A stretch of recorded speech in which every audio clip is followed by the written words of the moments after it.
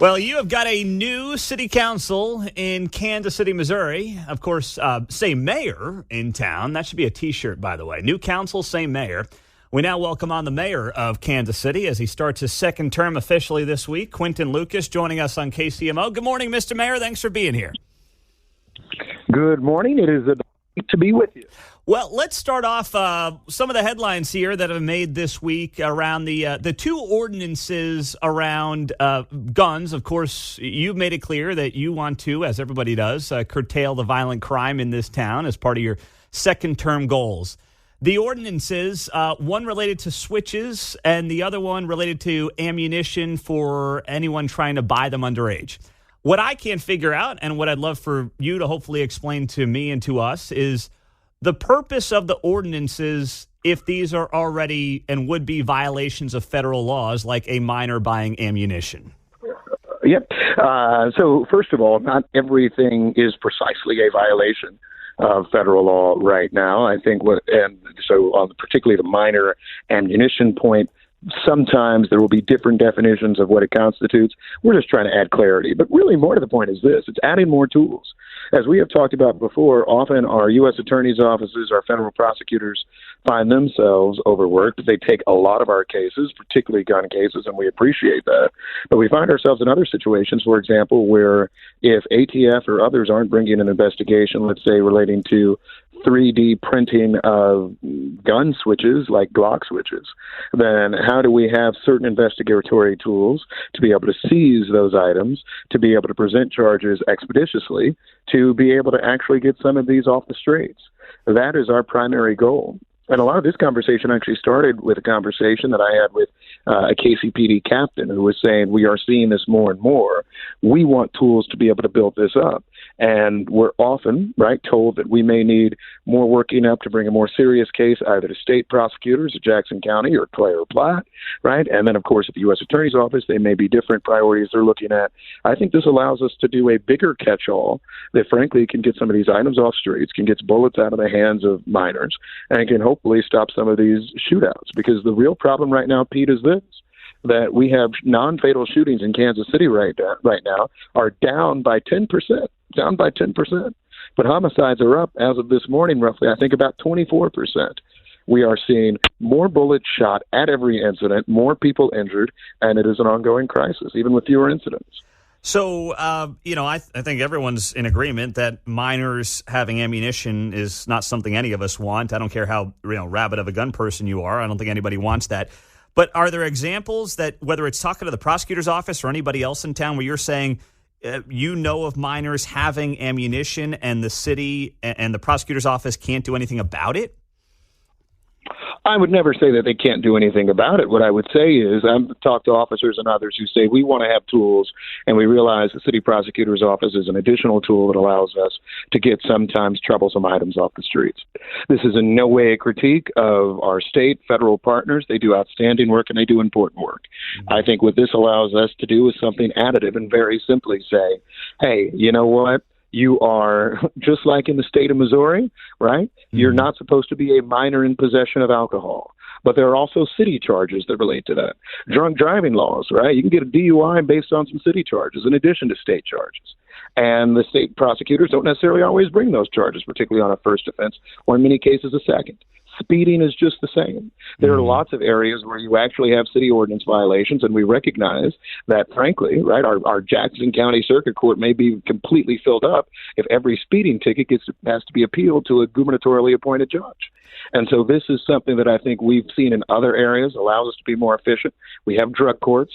We have courts that relate to any number of these incidents. There is no reason why we can't look at ammunition and firearms themselves as areas where I think we can be more helpful. Do you think right now, and when you look at criminals or potential criminals in this town, do you feel like there's a lot of fear from the current criminal justice system, specifically in Jackson County, where you've got about 98% of the homicides taking place compared to about 2% in your other two counties in the city? I think the problem is our criminals are getting younger and younger. And I think there is something about a teenager that really, I mean, think about who we are often dealing with, right? So if you've got a 15-year-old who's decided that they want to be bad, that are looking up to people, some of whom may have lost their lives, some of whom may be incarcerated, and this seems like the place to become a man, then I'm not sure that almost anything will be an adequate deterrent for them.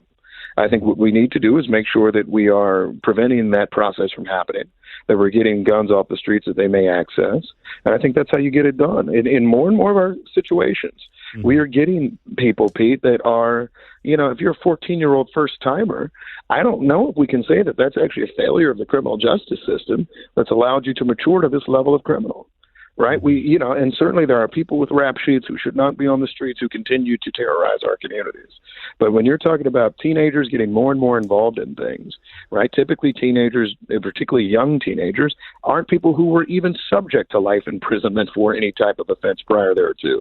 And so, I think, sure, there's always more you can do on deterrence. But I think it's fair to say that a classic deterrence model, I grew up in 1990s Kansas City, right, when people, we executed people more often back then, right? There was not this purported concern with, the efficiency of prosecutors' offices and others. We had a lot more police officers on the streets. And frankly, we still had a lot of murders back then, not as many as we have now, but quite a few. Our record stood for 25 years from the shootings back in 1992, 93-ish.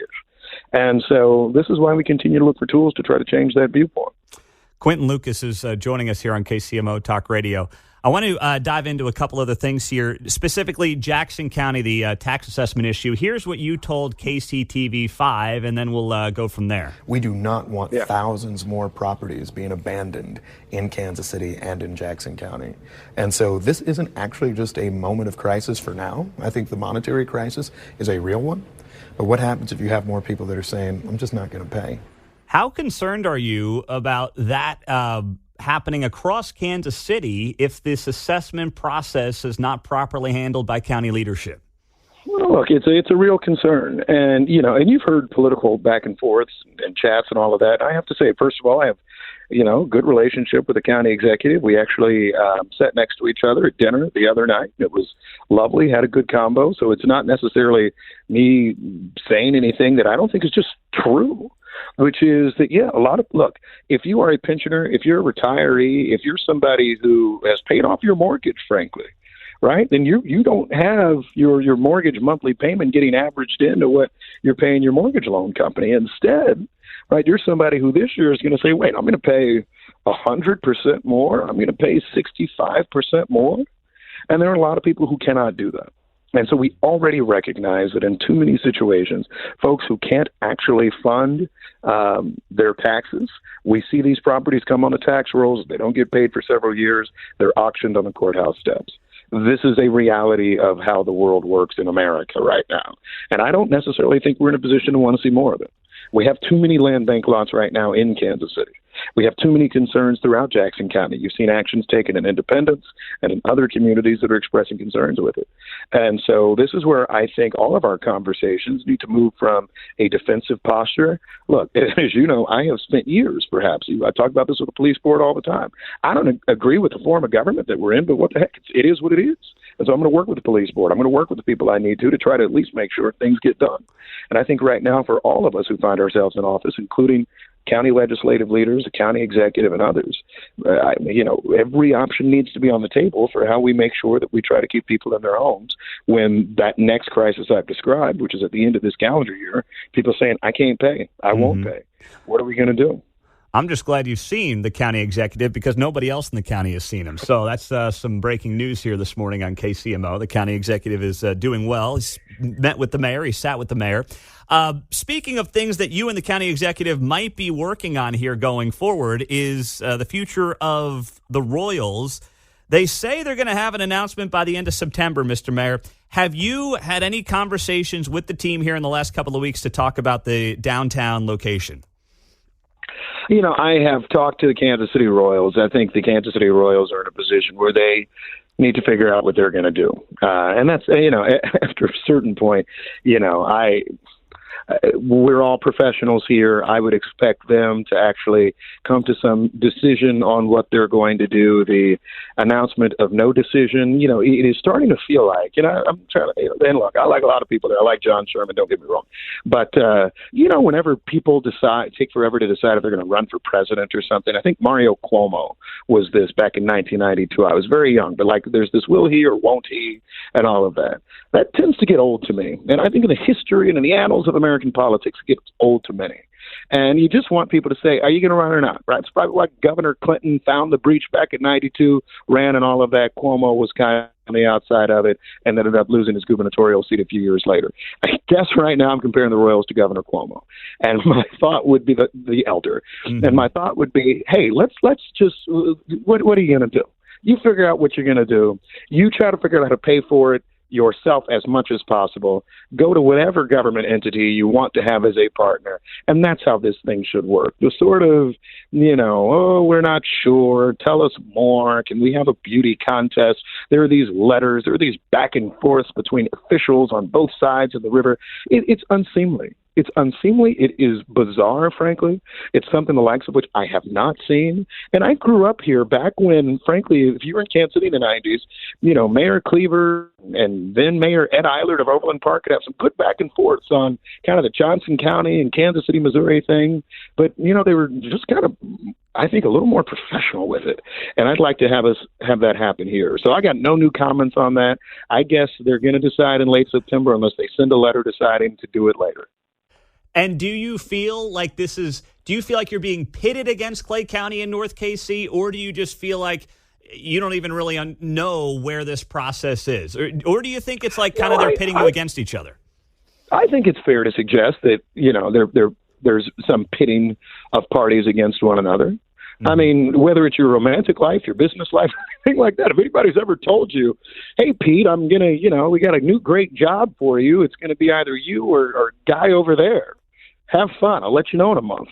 Mm-hmm. Right? I mean, it's even if I guess you sit back and not do anything, you kind of recognize what it is. And, and I've said time and again, we're not playing with it. So it's not like in these conversations necessarily we're saying, oh, here you go. Here's $500 million of taxpayer money that we don't have. I mean, Kansas City is going to be open and public about it. Mm-hmm. And if the wish is, and I read the public news reports that you do. If their wish is instead to go to Clay County for a 1 whole cent, 40-year sales tax, which is, my friends, astonishing. I mean, that's a heck of a number. I guess maybe that's their prerogative, and that's something they'll all discuss. And they'll look to run one heck of a campaign. If it's something simpler that looks like a continuation of the 3/8 cent sales tax in Jackson County, I do think, given our prior chat, that will be a real conversation with the people of Jackson County on the whole. And to the extent their infrastructure asks, either in Kansas City, really for either facility, because I'm hearing now that maybe if they go up north to North Kansas City, they still want enhancements in certain bridges that we help maintain. I'll remind you, Kansas City, Missouri taxpayers funded at least $60 million worth of the Buck O'Neill Bridge. That's a state project. We put a lot into it. And so I would expect that to be a strong conversation we have going forward. But I will always look to how we can be as fair as possible to our taxpayers. Well, this will continue to play out in the weeks ahead. Mr. Mayor, always appreciate you having you on. And by the way, I see they got that Q39 sandwich with your name on it here this month, so we'll try to get our hands on one of those and give you a review on that one week. Please try, sir. Everybody have a great weekend. By the way, for bipartisanship, I'm at Chiefs Training Camp tomorrow with Governor Parson. Governor Kelly was at my inauguration earlier this week. We're visiting with all the good state leaders. But come on up to St. Joe. You can see both of us, although probably nobody at training camp is there to see me or the governor. Well, you tell them all that we said hello, and we will be talking to you next week. Thank you, Mr. Mayor. Will do. Take care, everybody. All right. That is Quinton Lucas, the mayor of Kansas City on KCMO.